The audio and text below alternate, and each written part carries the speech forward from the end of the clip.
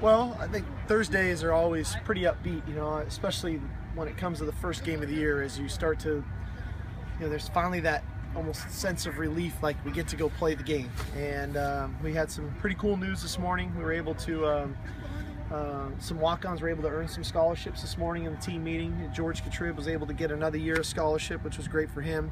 And then we're able to award Alex Wood and Christian Tober scholarships. So, which is an exciting time. It was a great atmosphere in the team meeting. I think that the players on our team recognize guys that work hard and earn it, and definitely all three of those guys have done that.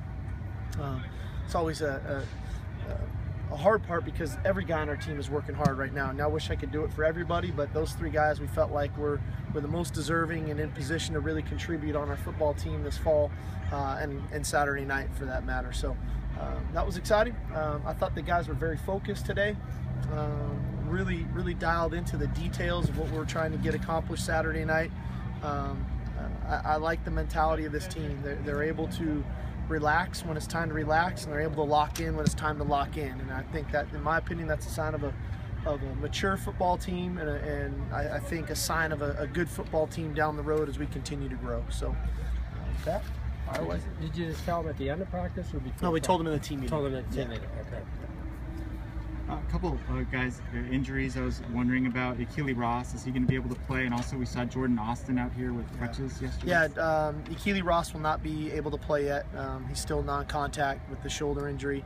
And Jordan Austin has an ankle sprain, so he won't be available to us Saturday either. So you kind of alluded to this yesterday. A lot of kind of new stuff happening in the first game, new play caller, a lot of freshmen, platoon system. What are you most curious to see in the game Saturday night? I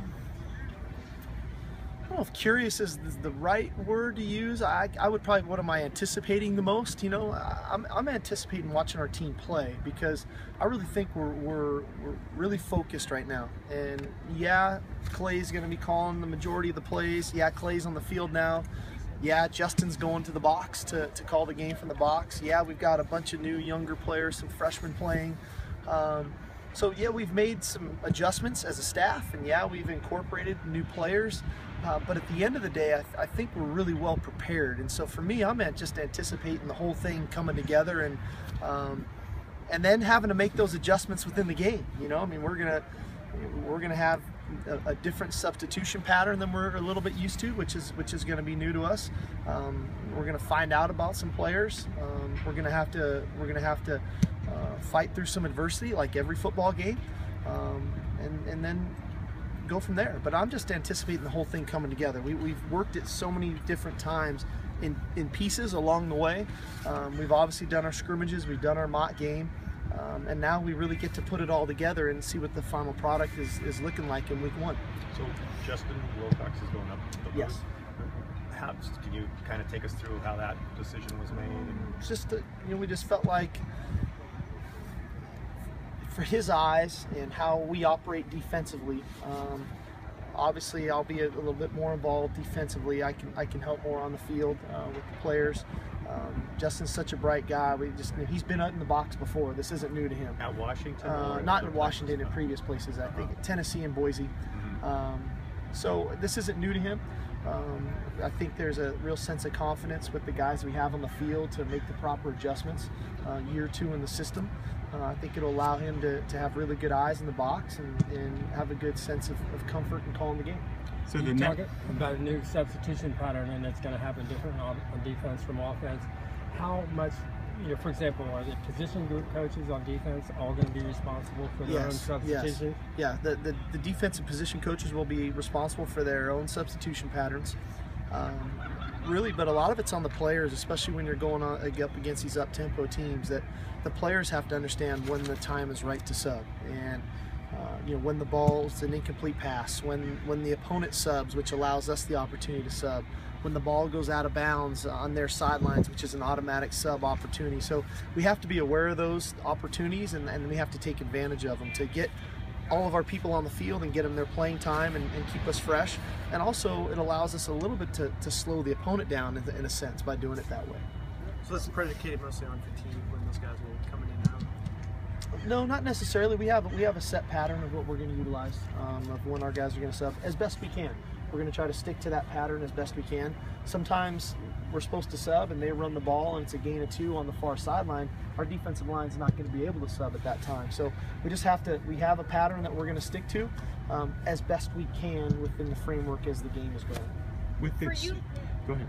For you going into Saturday's game, how much does your routine change knowing that your role's changed?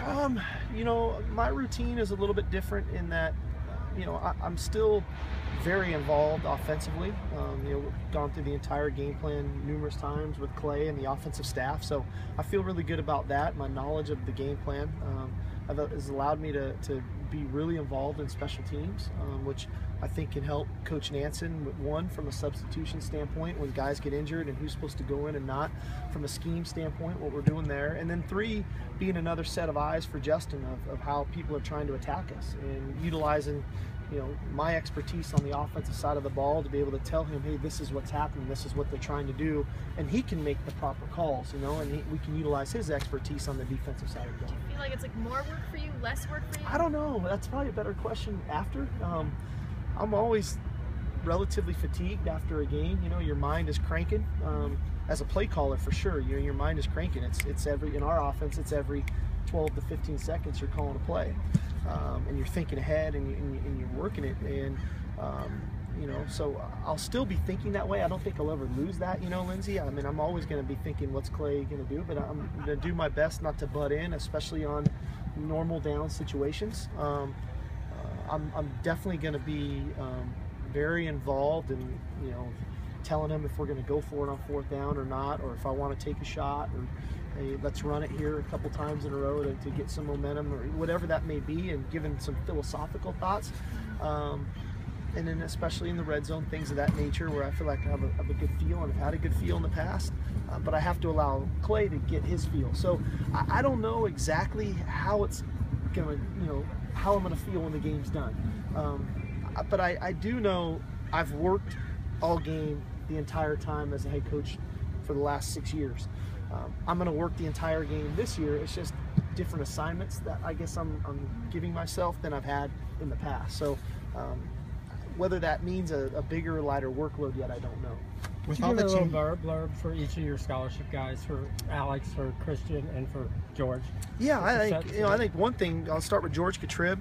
He's been tremendous for us on special teams. He was fantastic last year on special teams for us. Unbelievable on kickoff, running down, making tackles.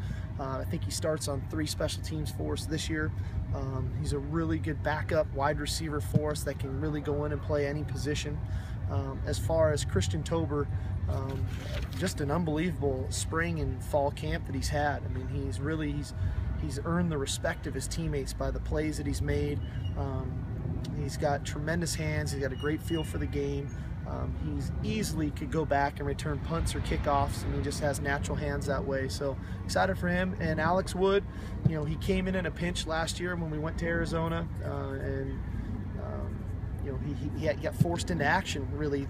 You didn't know really right before kickoff, and kicked off that game, and then went on to and kicked extra points and field goals, and then went on the rest of the year to kick off for us, and just wouldn't let up, and had a good spring and a good fall camp, and competed his tail off to earn the job.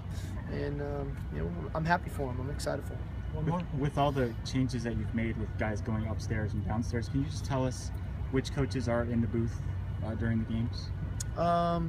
Coach Martin and Coach Wilcox will be the full-time coaches in the booth. The rest of our full-time staff will be on the field. Good.